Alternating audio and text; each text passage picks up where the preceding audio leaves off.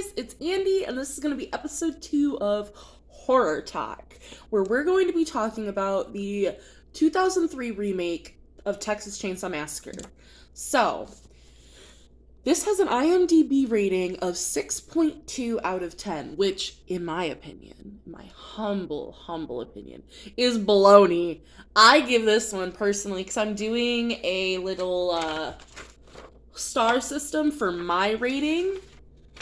Don't mind the sticky notes. Those are movies that I need to also watch and review. Side note, everything that I'm wearing and all my socials will be linked down below. And then if you have any horror movie series, standoffs, and they don't just have to be gore, it can be psychological, it can be paranormal, all of the things, please leave them in the comments if you have anything that you would like me to review. But I give this movie a 5 out of 5 because this was the first horror movie I ever watched. I got it when it came out, and I can recite this movie by heart. I know every single scene, and the pacing, the cast, I love this movie. So, I'm biased. But the storyline for this one is driving through the backwoods of Texas, 5 youths pick up a traumatized hitchhiker who shoots herself in their van. Shaken by the suicide, the group seeks help from locals, but their situation becomes even more surreal when they knock on the door of a remote homestead. It's quickly apparent that the residents are a family of inbred psychopaths, and the unlucky youths suddenly find themselves running for their lives. In hot pursuit is a disfigured, chainsaw-wielding cannibal known as Leatherface. So what I love about this movie compared to a lot of the other remakes in this franchise is this one, in my opinion, really has that bit of, it's a whole family. Like, you get to see the uncle, the police officer, and then the cousins. You get to see the mom. You get to see this whole family as like a little tight-knit community instead of just Leatherface. In a lot of the other movies, it's just him, or it'll be him and like his caretaker figure, and that's it. This movie really has that sense of it is the whole town is in on it. The whole community is related. I'm sure they're not actually related. I believe for the movie it is just theatrics of chosen. They're all outcasts. They're all psychopaths. They all gain something from one another. But I love that bit of community that this movie has compared to any of the other Leatherface and Texas Chainsaw Massacre movies. So, my little bit of trivia. Erica Learson, I believe is how you would say her name, but that's who plays Pepper in the movie. She screamed so loudly during her screen test that people in other parts of the building that they were filming in called the police to report that a woman was being attacked. Like, the audacity.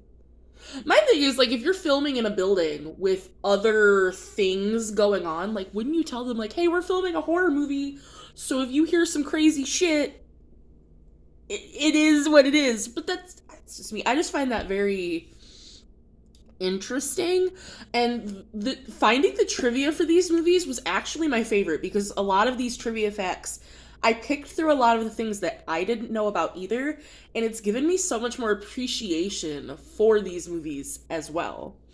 So my next piece of trivia is when Chef Hoyt climbs into the van to begin wrapping the dead hitchhiker's body with plastic wrap, he begins wrapping the head first.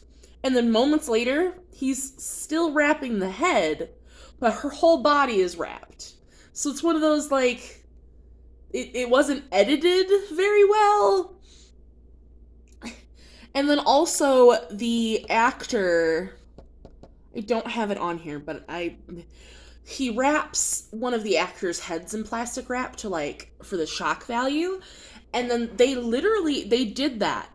There was no, the actor actually wanted his head wrapped in plastic wrap, and the producer was like, whoa, hey, I'm not comfy with this, and so they poked a teeny tiny air hole in it, but still, his jerk reaction to having saran wrap around his face was a legit reaction, because they did that.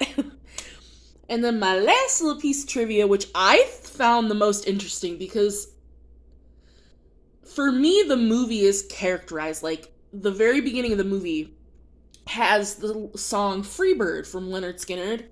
And like, I love that song. I love Leonard Skinner. And so like, it's one of those things, it's the nice startup of the movie. But in 1973, the Leonard Skinner songs Freebird, mentioned by the characters in Sweet Home Alabama, which was playing on the 8-track, hadn't been released yet.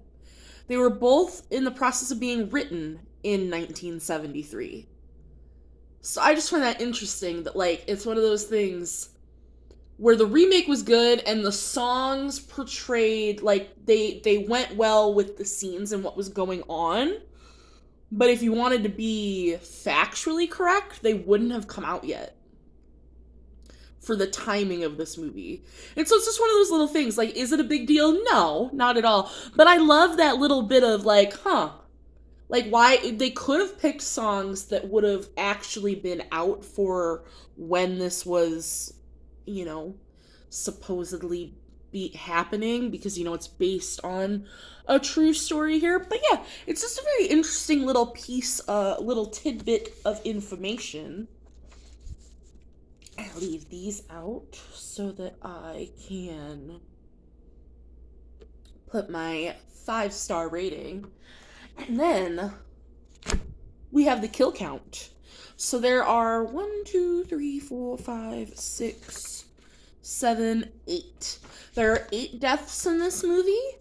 Obviously 1 survivor. I believe in all of them there is 1 survivor. I think that's like the catalyst of the movies. So we have Jessica Crawford. She shoots herself in the mouth. That is the hitchhiker, which that is such a good scene. Kemper, which Erin is the girl who is the survivor. Kemper was her boyfriend. He is bashed on the head by Leatherface with a sledgehammer, and then the skin on his face was then cut off by Leatherface for a mask. I also really love that scene. I feel like that's not in a bunch of the newer remakes of the movie. Like, it doesn't show him painstakingly sewing the skin and using it as a mask. Like, you just see him with, you know, a mask of human skin.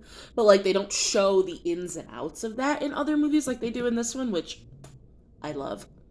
We have Pepper Harrington. She was sliced in half by Leatherface with a chainsaw. Very, very brutal. We have Andy. That's who had the plastic wrap that I was talking about. Andy. So he was stabbed in the chest by Erin with a knife as a mercy kill because he was injured by Leatherface, who sliced off his leg with a chainsaw and then impaled him and hung him on a meat hook. Ugh.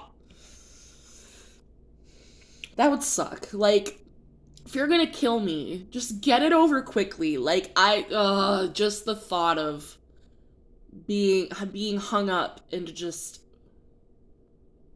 die slowly, more painfully, no thank you. We have Morgan, sliced up by Leatherface with a chainsaw while handcuffed and tangled on a chandelier. Very sad. I love how much actual, like, this movie, another reason why it's my favorite, has so much gore compared to the other movies. Like, when you think of Texas Chainsaw Massacre, like, you think of gore generally, and like this one really shows the people getting sliced in half and the face, the wearing of the face and the blood, and I love it. I'm a huge fan of gore. Not everybody is. And so I feel like that's another reason this has such a lower IMDb rating, because a lot of people who watch horror movies aren't necessarily into gore. But then we have Charlie Hewitt Jr., which is Sheriff Hoyt. He is run over 3 times by Erin with his own police car, which by the time it gets to that point in the movie, I'm so ready. I'm just like, yes, fuck that guy. We have Detective Wallace, who was killed by Leatherface, presumably with a chainsaw, and then Detective Adams, who was also killed by Leatherface, presumably with a chainsaw, because you do not see those in the movie. And yeah, So that is the kill count. We have the survivor count. We have the movie. Again, IMDb rated it a 6.2 out of 10. I give it a 5 out of 5. But I'm biased, and that's fine. We're all entitled to our own opinion. But it is by far my favorite out of the entire franchise. We have one. I'm very excited to talk about the next one as well.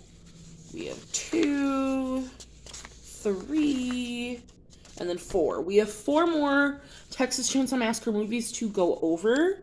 But yeah, out of the 5, this one's my favorite. And I think at the end, I will give a ranking of best to worst, in my opinion. I think like that would be a really comprehensive list. But yeah, so this video was again on Texas Chainsaw Massacre, the remake, the 2003 remake. And the next video you guys will see will be on the, what year? The Texas Chainsaw Massacre, The Beginning, in 2006. That's when that one came out. So I'm very excited to get on with this, and I will see you guys in the next one.